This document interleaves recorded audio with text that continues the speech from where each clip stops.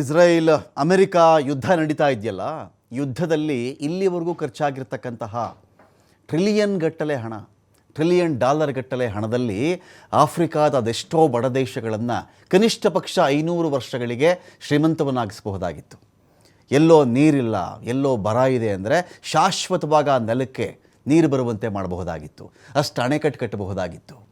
ಯಾವುದೋ ದೇಶದಲ್ಲಿ ಯಾರಿಗೋ ಹಸಿವಿನಿಂದ ಸಾಯ್ತಾ ಇದ್ದಾರೆ ಜನ, ಎಲ್ಲೋ ಆಸ್ಪತ್ರೆ ಇಲ್ಲ, ಸರಿಯಾದ ಟ್ರೀಟ್ಮೆಂಟ್ ಇಲ್ಲ, ಇನ್ಯಾರಿಗೋ ವ್ಯಾಕ್ಸಿನ್ ಇಲ್ಲ, ಇನ್ಯಾರಿಗೋ ಊಟಕ್ಕೆ ದುಡ್ಡಿಲ್ಲ, ಇನ್ನೆಲ್ಲೋ ಬಹಳ ಪರದಾಡ್ತಾ ಇದ್ದಾರೆ, ಅವರಲ್ಲಿ ಬಹಳ ಇನ್ಫ್ಲೇಷನ್ ಆಗಿಬಿಟ್ಟಿದೆ. ಅಂಥ ದೇಶಗಳನ್ನು ಮಿನಿಮಮ್ 500 ವರ್ಷಗಳಿಗೆ ಸುಖವಾಗಿ ಇಡಬಹುದಾಗಿತ್ತು. ದೊಡ್ಡ ದೇಶಗಳಿಗೆ 10-15 ವರ್ಷಗಳಿಗೆ ಬಜೆಟ್ಗೆ ಆಗ್ತಾಯಿತ್ತು ಅಷ್ಟು ದುಡ್ಡನ್ನು ಬರೀ ಪ್ರತಿದಿನ ಬೆಂಕಿ ಇಟ್ಟು ಅಷ್ಟು ಕರೆನ್ಸಿಯನ್ನು ಇಲ್ಲಿ ಭಸ್ಮ ಮಾಡಿ ಹಾಕಿದ್ದಾರೆ. ಹೇಳ್ಕೊಳ್ಳೋಕ್ಕೆ ಮನುಷ್ಯ ಬುದ್ಧಿವಂತ, ಅವನು ಬಹಳ ಜ್ಞಾನಿ, ತಿಳುವಳಿಕೆ ಉಳ್ಳವನು, ಪ್ರಾಣಿಗಳಿಗಿಂತ ಅವನು ಬಹಳ ಡಿಫ್ರೆಂಟು, ಪ್ರಾಣಿಗಳಿಗೆ ಬುದ್ಧಿ ಇಲ್ಲ, ಪ್ರಾಣಿಗಳಿಗೇನು ಗೊತ್ತಾಗಲ್ಲ. ಮನುಷ್ಯ ಮಾತಾಡ್ತಾನಲ್ಲ ಸಹಜವಾಗಿ, ಅದೇ ತಾನೇ ಮಾತಾಡೋದು. ಪ್ರಾಣಿಗಳಿಗೇನು ಗೊತ್ತಾಗತ್ತೆ ರೀ, ಅವಕ್ಕೇನು ಬಾಯಿ ಇದೆಯಾ ಅಂತಾನೆ. ಮನುಷ್ಯ ಬಾಯಿದ್ದು ದ ಸೋ ಕಾಲ್ಡ್ ಕೋಟ್ ಅನ್ಕೋಟ್ ಮೆದುಳಿದ್ದು ಏನು ಮಾಡ್ತಾ ಇದ್ದಾನೆ ಅಂದರೆ ಇನ್ನೊಬ್ಬ ಮನುಷ್ಯನನ್ನು ಸಾಯಿಸೋದ್ರಲ್ಲಿ ಬ್ಯುಸಿಯಾಗಿದ್ದಾನೆ. ಇನ್ನೊಬ್ಬನ ಭೂಮಿ, ಇನ್ನೊಬ್ಬನ ದುಡ್ಡು, ಇನ್ನೊಬ್ಬನ ತೈಲ, ಇನ್ನೊಬ್ಬನ ಜಾಗ, ಇದರಲ್ಲಿ ಮನುಷ್ಯನಿಗೆ ಆಸಕ್ತಿ. ಸುಟ್ಬಿಡೋಣ, ಅವ್ರ ಮನೆ ಬೆಂಕಿ ಹಚ್ಚಿಬಿಡೋಣ, ಅವ್ರ ಕಡೆಯವರಲ್ವಾ, ಆ ಧರ್ಮದವರಲ್ವಾ, ಈ ಜಾತಿಯವರಲ್ವಾ, ಸಾಯಿಸ್ಬಿಡೋಣ. ಅಸ್ತಿತ್ವವಾದ ಒಬ್ಬನದ್ದು, ವಿಸ್ತರಣವಾದ ಒಬ್ಬನದ್ದು, ಅಸ್ತಿತ್ವದ ಹೆಸರಲ್ಲಿಯೇ ವಿಸ್ತರಣವಾದ ಒಬ್ಬನದ್ದು.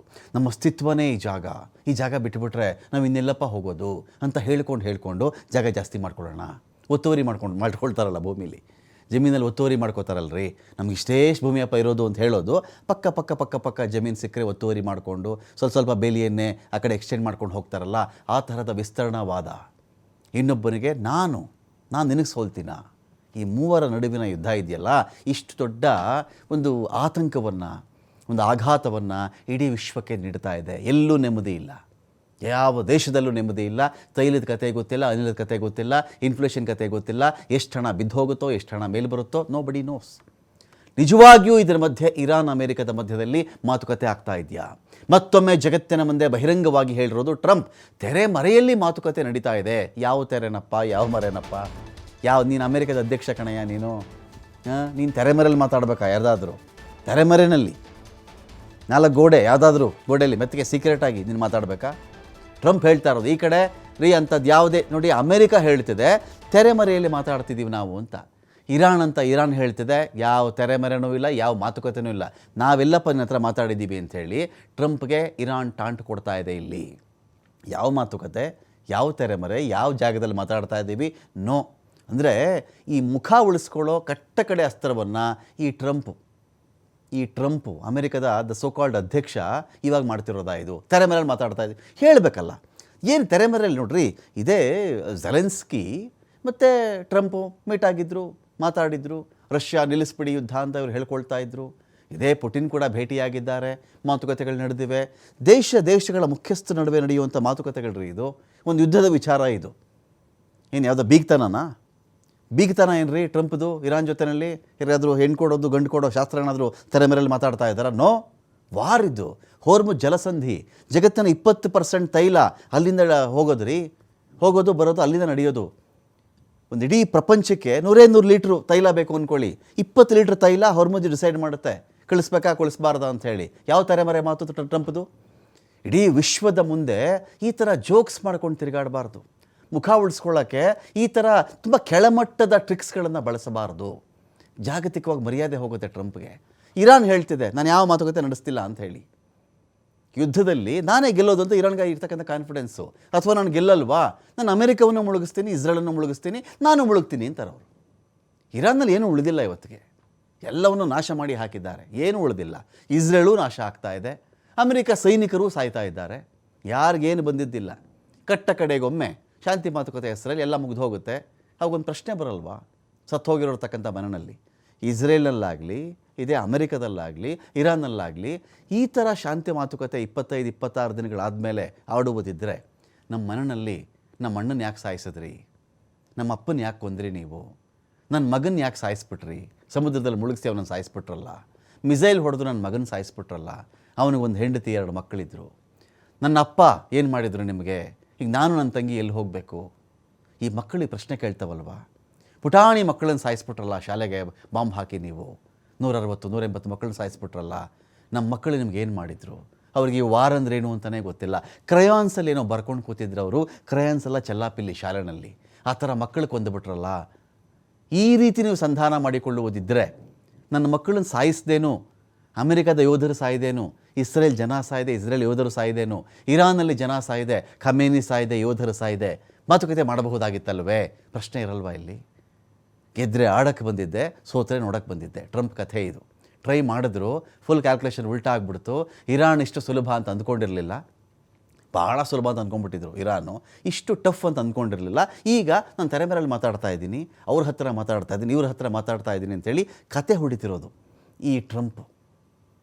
ಈ ಮನುಷ್ಯ ಅಧಿಕಾರ ವಹಿಸ್ದಾಗಿಂದ ನೀವು ಚೆಕ್ ಮಾಡ್ಕೊಂಬಿಡಿ, ವಿಶ್ವದಲ್ಲಿ ಎಲ್ಲಾದರೂ ಶಾಂತಿ ಇದೆಯಾ ಅಂತೇಳಿ. ಎಲ್ಲಾದರೂ ಸರಿ, ಒಂದು ಶಾಂತಿ, ಒಂದು ನೆಮ್ಮದಿ, ಒಂದು ಆರ್ಥಿಕ ಸ್ಥಿರತೆ, ಒಂದು ಬಜೆಟ್ ಮಾಡ್ಕೊಳಕ್ಕಾಗ್ತಾ ಇದೆಯೇನ್ರಿ ಯಾವುದಾದ್ರೂ ದೇಶ ಇವತ್ತಿಗೆ? ಒಂದು ಬಜೆಟ್, ಒಂದು ಮನೆ, ಒಂದು ಫ್ಯಾಮಿಲಿ, ಒಂದು ಬಜೆಟ್ ಮಾಡ್ಕೊಳಕ್ಕಾಗ್ತಾ ಇದೆಯಾ? ಇದಪ್ಪ ಇದು ಸ್ಟೇಟ್ ಇರುತ್ತೆ, ಚಿನ್ನ ಇಷ್ಟು ರೇಟ್ ಇರುತ್ತೆ, ಬೆಳ್ಳಿ ಇಷ್ಟು ರೇಟ್ ಇರುತ್ತೆ, ಮದುವೆಗೇನೋ ಪ್ರಿಪೇರ್ ಆಗ್ತಾ ಇದ್ದೀವಿ ನಾವು, ದಿನಸಿ ಇಷ್ಟಿರುತ್ತೆ, ಇನ್ಫ್ಲೇಷನ್ ಜಾಸ್ತಿ ಆಗಲ್ಲ, ಬೆಲೆ ಇನ್ನೂ ಜಾಸ್ತಿ ಆಗಲ್ಲ, ಅಥವಾ ಇನ್ನೂ ಕಡಿಮೆ ಆಗುತ್ತೆ, ಏನಾದರೂ ಒಂದು ಕ್ಯಾಲ್ಕುಲೇಷನ್ಸ್. ನೆನ್ನೆ ಇದ್ದಿದ್ದು ಇವತ್ತಿಲ್ಲ, ಬೆಳಗ್ಗೆ ಇದ್ದಿದ್ದು ಮಧ್ಯಾಹ್ನಕ್ಕಿಲ್ಲ, ಮಧ್ಯಾಹ್ನಕ್ಕೆ ಇದ್ದಿದ್ದು ಸಾಯಂಕಾಲಕ್ಕಿಲ್ಲ. ಈ ಮನುಷ್ಯನ ಆಟ ಇದು. ಏನಿದರಲ್ಲಿ ಈ ವಿಕೃತ ವಿನೋದಗಳು? ಹಿಂಸಾ ವಿನೋದ ಅಲ್ವೇನ್ರಿ ಇದೆಲ್ಲ? ಒಬ್ಬರಿಗೆ ಹಿಂಸೆ ಕೊಟ್ಟು ವಿಘ್ನ ಸಂತೋಷ ಇವೆಲ್ಲವೂ ಕೂಡ. ಒಬ್ಬರನ್ನ ತೊಂದರೆಗೆ ಸಿಕ್ಕಾಕ್ಸಿ ಆನಂದ ಪಟ್ಕೊಳ್ಳೋದು, ಲಾಭ ಮಾಡ್ಕೊಳ್ಳೋದು ಅಂತ. ನಾನೇ ಮಧ್ಯಸ್ಥಿಕೆ ವಹಿಸಿದ್ದೇನೆ ಅಂಥೇಳಿ ಪಾಕಿಸ್ತಾನ ಹೇಳ್ತಾ ಇದೆ. ಹೌದೌದು, ನಾನು ಇಲ್ಲಿ ಮೀಡಿಯೇಟ್ರಾಗಿ ಕೆಲಸ ಮಾಡ್ತಾ ಇದ್ದೀನಿ, ನಾನು ಇಲ್ಲಿ ಮಧ್ಯವರ್ತಿಯಾಗಿ. ನಿಜವಾಗಿಯೂ ಹಾಗಾದ್ರೆ ಆಗ್ತಿರೋದೇನು? ಮಾತುಕತೆ ಬಗ್ಗೆ ಇರಾನ್ ಬಹಿರಂಗವಾಗಿ ಹೇಳ್ಕೊಳ್ತಾನೆ ಇಲ್ವಾ, ಅಥವಾ ಮಾತುಕತೆ ನಡೀತಾ ಇಲ್ವಾ?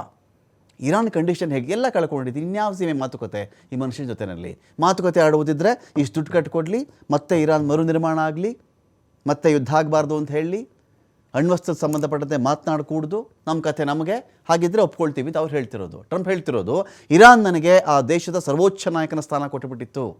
ಇರಾನ್ ನನಗೆ ಆ ದೇಶದ ಸರ್ವೋಚ್ಚ ನಾಯಕನ ಸ್ಥಾನ ಕೊಟ್ಟಿತ್ತು, ಅಯಾತುಲ್ಲಾ ಅಲಿ ಖಮೇನಿ ಸ್ಥಾನಕ್ಕಿಂತ ಮಿಗಿಲಾಗಿರೋ ಸ್ಥಾನ ಕೊಟ್ಟುಬಿಟ್ಟಿತ್ತು ಅಂತ ಹೇಳ್ತಾ ಇರೋದು ಟ್ರಂಪ್. ಆದರೆ ನನಗಿಷ್ಟ ಇಲ್ಲ ಅದು, ನಾನು ಬೇಡ ಅಂತ ನಿರಾಕರಿಸ್ಬಿಟ್ಟೆ. ಜಗತ್ತಿನ ಯಾವುದೇ ನಾಯಕ ಇಂಥ ಅವಕಾಶವನ್ನು ಮಿಸ್ ಮಾಡಿಕೊಳ್ಳಲಾರ, ಕಳೆದುಕೊಳ್ಳಲಾರ. ರಿಪಬ್ಲಿಕನ್ ನಿಧಿ ಸಂಗ್ರಹ ಕಾರ್ಯಕ್ರಮದಲ್ಲಿ ಟ್ರಂಪ್ ಹೇಳಿಕೆ, ಏನು ಖಮೇನಿ ಬಿಟ್ಟುಬಿಟ್ಟು ಈ ಟ್ರಂಪ್ಗೆ ಇರಾನ್ ಆಫರ್ ಮಾಡಿಬಿಟ್ಟಿತ್ತಂತೆ, ನಿನಗೆ ಸರ್ವೋಚ್ಚ ನಾಯಕನ ಸ್ಥಾನ ಕೊಟ್ಬಿಡ್ತೀವಿ ಅಂಥೇಳಿ ಈ ಮನುಷ್ಯ ಬೇಡ ಅಂದ್ಬಿಟ್ಟಂತೆ. ನೊಬೆಲ್ ಶಾಂತಿ ಪ್ರಶಸ್ತಿ ಕಥೆ ಇದು. ಜಗತ್ತು ಯಾವತ್ತೂ ನೋಡಿರದೇ ಇರ್ತಕ್ಕಂಥ ಗೆಲುವನ್ನು ನಾವು ಸಾಧಿಸಿದ್ದೇವೆ. ಇರಾನ್ ಜೊತೆ ತೆರೆಮರೆಯಲ್ಲಿ ಮಾತುಕತೆ ಆಗ್ತಾ ಇದೆ. ಇರಾನ್ ನಿಜವಾಗಿಯೂ ಕದನ ವಿರಾಮವನ್ನು ಬಯಸ್ತಾ ಇದೆ. ಕದನ ವಿರಾಮ ಬಯಸ್ತಾ ಇರೋದು ಟ್ರಂಪ್, ಇರಾನ್ ಅಲ್ಲ. ನೋ ನೋ, ಸುಳ್ಳು, ಹುಟ್ಟು ಸುಳ್ಳಿದು. ಇರಾನ್ ಎಲ್ಲಾದರೂ ಹೇಳಬೇಕಿತ್ತಲ್ರಿ, ಯಾರಾದರೂ IRGC ಅವನು ಯಾರಾದರೂ ಹೇಳಬೇಕಿತ್ತು, ಮೊಸ್ತಬಾ ಮಾತಾಡಬೇಕಾಗಿತ್ತು, ಸ್ಪೀಕರ್ ಮಾತಾಡಬೇಕಾಗಿತ್ತು. ಯಾರು ಒಬ್ಬರು ಬಾಯಲು ಬಂದಿಲ್ಲ ರೀ ಇದು. ಒಬ್ಬರು ಬಾಯಲು ಕದನ ವಿರಾಮನ ಶಬ್ದವೇ ಕಾಣೆ. ನಾವು ಎಲ್ಲ ಕಳ್ಕೊಂಡಿದ್ದಾರೆ ಅವರು. ಇನ್ಯಾವ ಥರ ಕದನ ವಿರಾಮ ಎಷ್ಟಿದೆಯೋ ಅಷ್ಟು ನಾವು ಬಳಸ್ತೀವಿ, ನಾವಂತೂ ಯುದ್ಧ ನಿಲ್ಲಿಸಲ್ಲ. ಅವ್ರ ವಾದ ಇದು. ಈ ಟ್ರಂಪ್ ಹೇಳ್ತಾರೆ ಇರಾನ್ ನಿಜವಾಗಿಯೂ ಕದನ ವಿರಾಮವನ್ನು ಬಯಸ್ತಾ ಇದೆ, ಆದರೆ ಅಲ್ಲಿನ ಜನರಿಗೆ ಹೆದರ್ಕೊಂಡು ಬಹಿರಂಗವಾಗಿ ಹೇಳ್ಕೊಳ್ತಾ ಇಲ್ಲ, ಪಿಸು ಮಾತಲ್ಲಿ ಹೇಳ್ತಾ ಇದ್ದಾರೆ ಅನ್ನೋ ಥರ. ಬಹಿರಂಗವಾಗಿ ಹೇಳಿಕೆ ನೀಡಿದ್ರೆ ಅಲ್ಲಿನ ಜನ ಕೊಲ್ಲುವ ಭಯ ಅವರಿಗೆ ಕಾಡ್ತಾ ಇದೆ. ಸೇಫ್ ಎಕ್ಸಿಟ್, ಒಂದು ವಾರ್ಗೆ ಎಂಟ್ರಿ ಆದ ಮೇಲೆ ಮುಖ ಉಳಿಸ್ಕೊಂಡು ಆ ವಾರಲ್ಲಿ ಇನ್ನೇನು ಗಿಟ್ಟಲ್ಲ ಅಂತ ಆದಮೇಲೆ ಅವರಿಗೆ ಸೋಲಿನ ಭಯ ಕಾಡಿದಾಗ ಸೇಫ್ ಎಕ್ಸಿಟ್, ಸೋತಂಗೂ ಇರಬಾರ್ದು, ತಾನೇ ಗೆದ್ದೆ ಅಂತ ಹೇಳ್ಕೊಂಡಂಗೂ ಇರಬೇಕು, ಅವರಾಗ ಅವ್ರ ಸಂಧಾನಕ್ಕೆ ಬಂದರು ಅಂತಲೂ ಇರಬೇಕು. ಅವಾಗೇನಾಗುತ್ತೆ, ಏನೋ ಇರಾನ್ ಕೇಳ್ಕೊಂಬಿಟ್ರಂತೆ, ಪಾಪ ಟ್ರಂಪ್ ಬಿಟ್ಬಿಟ್ರಂತೆ, ಈ ಥರ ಆಗುತ್ತಲ್ಲ, ಅದಕ್ಕೆ ಒದ್ದಾಡ್ತಿರೋದ Trump. I don't know. Iran ನಾಯಕರು ಜನರಿಗೆ ಮಾತ್ರವಲ್ಲ, ನಮಗೂ ತುಂಬ ಭಯ ಪಡ್ತಾ ಇದ್ದಾರೆ ಅಂತ ಇದೇ ಅಮೆರಿಕ ಅಧ್ಯಕ್ಷ